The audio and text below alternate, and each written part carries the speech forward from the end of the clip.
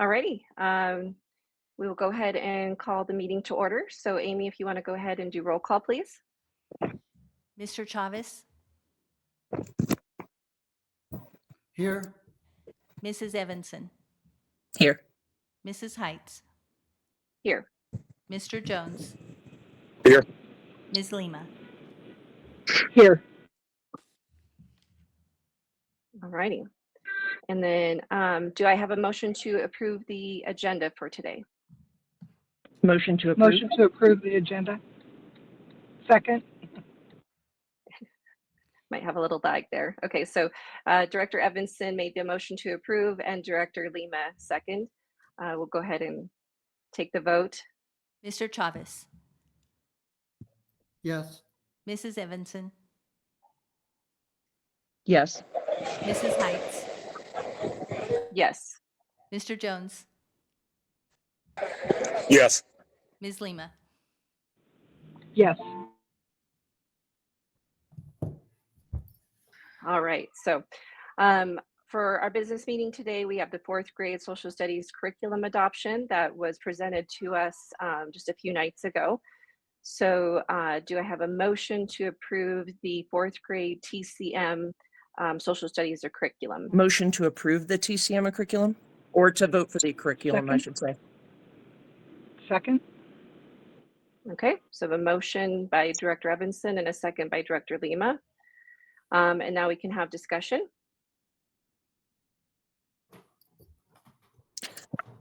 So I liked this one much more than the other. One of the first things that I noticed was that it has a bibliography, which I appreciated because then I knew where our sources were coming from if we needed to go back with them. It was, I felt like it was written and that was easy for students of that to take it in, for it to be discussed, for there to be, neutral conversation taken on either side of it on just about every topic that this resource provided. So I like this resource a lot. I appreciated the way that it was laid out and even some of the digital data that was available also. There were also 2 resources that came in with this book that provided some tangible resources that were super helpful for students as well. I know that that's one thing that I found has been easier when we're teaching our kids, is to have tangible documents in front of them that they can touch and ask questions about and kind of dig into. So I appreciate those tangible resources as well.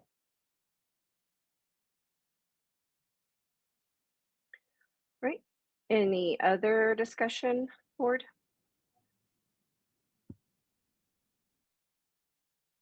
Yes. Okay.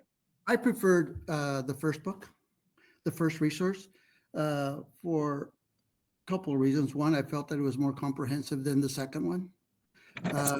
It had more of follow the state standards more than what the second one does. And I think if we're going to develop knowledge for our students, we should provide them with the best resource that we possibly can. In my opinion, I felt the first one was a better resource than the second. So if I can throw in, I think Jen and Jackie are there. And it's my understanding that the second resource, the one that we're voting on now, did meet state standards. I didn't say it didn't meet state standards. I just thought the first book met more of the state standards than the second one. I felt like they equally met state standards in my observation by going through the 2 resources. So the way that I look at this is, when you're writing a research-based paper, there's a requirement that you have a bibliography and you cite your documents. And the photos in the first resource were cited, but there was no other data that was cited in that. I could not find where the information was coming from. And so it made it more opinion based than anything else because it was not showing that it was coming from other historical resources. So that was one of the things that I struggled with the most. Had I been able to go back and been like, okay, this is the book they got this from, let me take a look at that book, let me take a look at this website, things like that, then maybe I would have been more in on the first one. But it was written as an opinion-based resource, and so I struggled with that, to where the second resource actually provided, more of a citation-based, it had more citations so that I could go and look at the resources that the information was coming from if I needed to. And it also wasn't written from a one-sided perspective. It was written, the second one was written from an unbiased perspective, which was giving the information from both sides, if you will, or it allowed for there to be conversation among students and teachers in order to teach students how to think, not what to think. And so that is why I like the second one favorably over the first one. Barb, I would agree with everything you just said about that. That was one of my major points of contention as well, and I felt that this was a very balanced approach. Director Jones? I guess where I get frustrated is I understand everybody's perspective, and I feel like I totally get it. But I guess where I get frustrated is the committee that we put together chose the first book, like overwhelmingly, and those are teachers that are teaching these things to the kids and doing the work that we're supposed to be doing, and we're taking the word of a few of us that may not like something, and I compare it to, and I may be wrong, and I apologize for this analogy, but I compare it to, if I don't like the Texas Longhorns, the Denver Broncos, I go tell people that you can't watch football on Sunday or go to the game if they're playing the Broncos or the Texas Longhorns. I just feel like it's something that it's a part of history. The stuff that came out was history. Black Lives Matter, George Floyd, all that stuff was part of history. And I feel like the kids, fourth grade, I mean, we learned about slaves in fourth grade.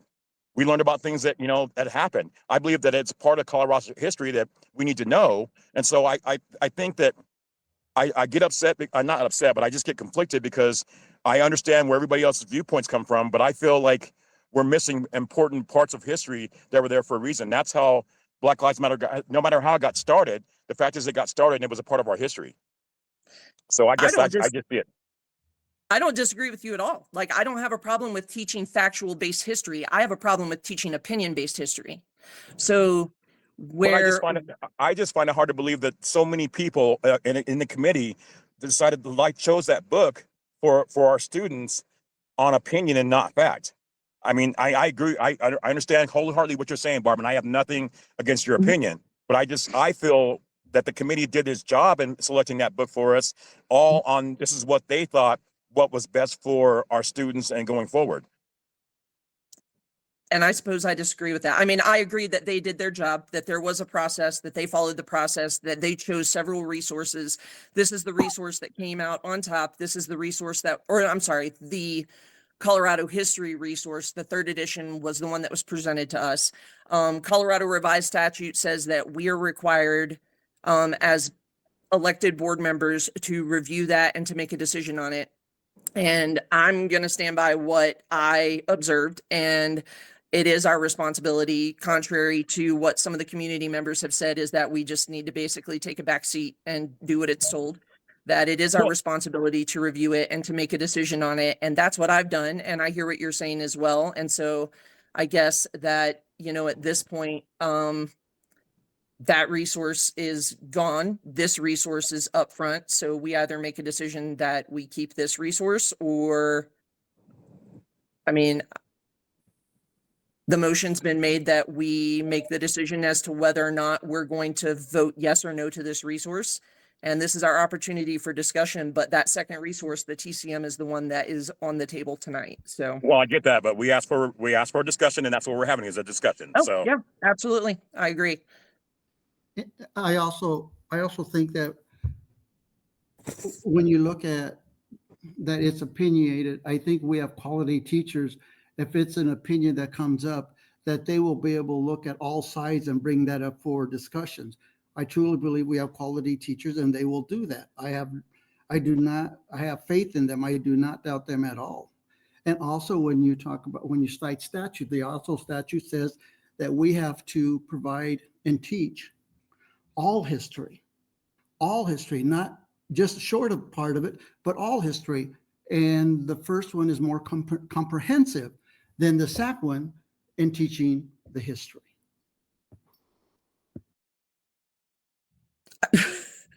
I beg to differ with that. I felt like the first one had more information on it that was opinion based and it was not factual based. The second one has more factual based data.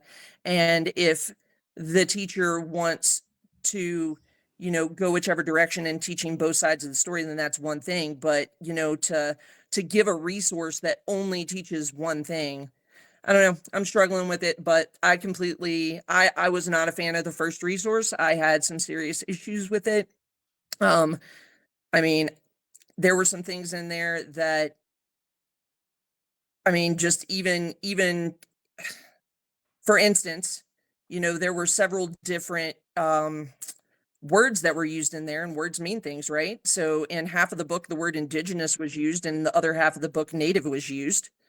So, which is it? Are we going to call the people that were historically being spoken of in the book native or indigenous? And there was no resources to where those came from. So, or colonizer or colonist. Colonizer is a defamatory word that's used as someone that settles among other people to take political control over indigenous people. A colonist is a person that settles or inhabits a colony. For instance, someone that established a settlement in a new territory, and it's used back and forth in the first resource. But in the second resource, they stick with the same words, and then there's expanded conversation that occurs off of those topics. So, the second book is, just from what I was able to see, it has historical background. It has, it has conversations that can be brought up. It is a good resource. The first book could have been a good resource had it been a historical document and not an opinion-based resource. So I'm not going to take, I homeschool, and I'm not going to take an essay from my kids that doesn't have documents cited in it for me to, look at later on down the road, I suppose. So, I'm sorry. Is there something going on that I'm missing here? And No, Barb, you're fine, Barb. I do hear you, but when you look at the references that you gave, a colonist, of somebody that colonized the United States, that came in, they did come in and take over and did all these terrible things to people. And it was because, and part of it was a political reason that they wanted to do it.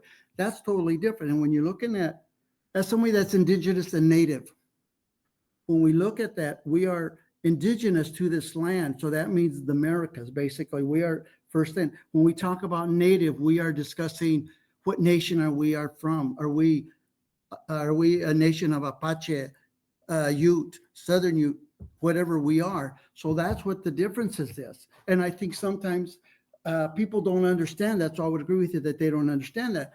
But I would hope that a teacher, an educator, would be able to explain that to the classroom.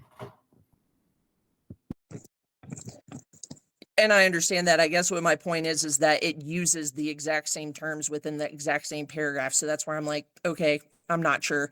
One of the things that I struggle with in that book also is that, it immediately talks about, who Columbus saw, who's the first group that Columbus saw upon his arrival, and what did he write about them? And it in that book, in the first resource, it talks about Columbus coming and wanting to be a colonizer, if you will. And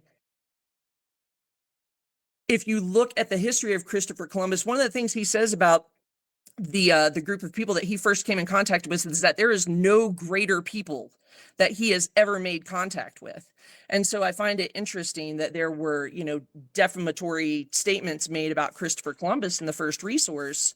But when you actually look at history and when you look at other resources that could be cited, then it's a completely different aspect of what happened, or it's a completely different, which way did this go with Columbus? And so to just take a stance as the first resource did on Christopher Columbus, that's what I'm struggling with. So I do hear you. I hear you that, we could have someone that could dive into it deeper, but there were no other resources provided in that first resource for teachers to dive into it deeper. Yeah. And so I would hope the teachers would on their own. Like when you talked about Christopher Columbus, you gave that one side, but you look at Christopher Columbus and the history of Christopher Columbus, what he did in Puerto Rico when he landed. He killed majority of all of the natives there in Puerto Rico. So now in Puerto Rico, there isn't one person that can say, I am a true native of Puerto Rico, of the indigenous people, of the natives that were there. And that is the history, a part of Columbus. Columbus did come as a colonizer. That's what he told when he was in Spain. That's what he came for. But we can argue at another time, you and I, we can have a discussion regarding history, but this isn't the time to discuss that.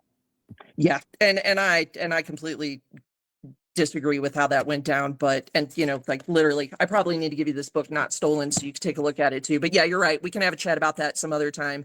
But I mean, I guess the question is right now, are we going to continue to battle back and forth with the resources, or because right now I believe that what we have on the table is to vote for the second resource.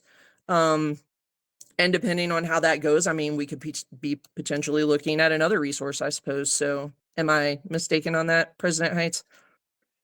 No, you're correct. We have a motion and a second on the floor for the resource that was recommended on Tuesday.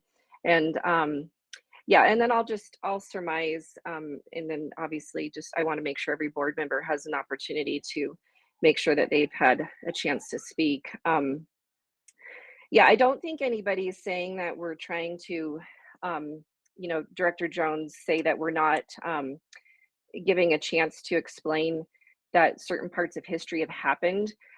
My consternation with the first resource is that I believe there's certain pieces of history that are need to be brought forth at certain ages. And the way that this certain piece was brought about in the first resource was not age appropriate, in my opinion.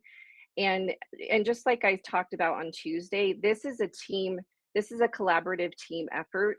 The committee does their work and then they bring it to the board. And one of the board's main roles is to not only look at curriculum, but it's to ultimately approve curriculum. And so that is one of our main roles. And so while we take their recommendation, there is also there's also an expectation from our community for the board to take a look at the curriculum and through all of our lenses, and then look at those and bring our concerns, our feedback to that. And so I felt that part of the back of the book was a little bit weighty. I feel kids should learn about that stuff. I feel the way it was presented was very truncated, and it wasn't the full story. And I think that it needs to be a broader discussion at a later age, because it's a pretty heavy process. I think kids can learn about slavery at those younger ages. I just think that that's a pretty weighted topic that I think parents need to be able to broach that topic. So anyways, that's, again, I've already explained that, and I don't want to keep beating a dead horse on that topic. So that's just, again, the first resource. The second resource, I felt like, again, as I mentioned on Tuesday, there were some activism pieces that were brought up in it that I thought really actually mirrored the state of Colorado really well. And I thought they approached it from a fourth grade level really well. And so I think those match really well. So Is there any other, I want to make sure every board member has a chance to say what they need to say for discussion before we go to the vote. Okay, hearing no other discussion, we'll go ahead and take the vote. The vote is on the TCM resource. So Amy will go ahead and go for the vote.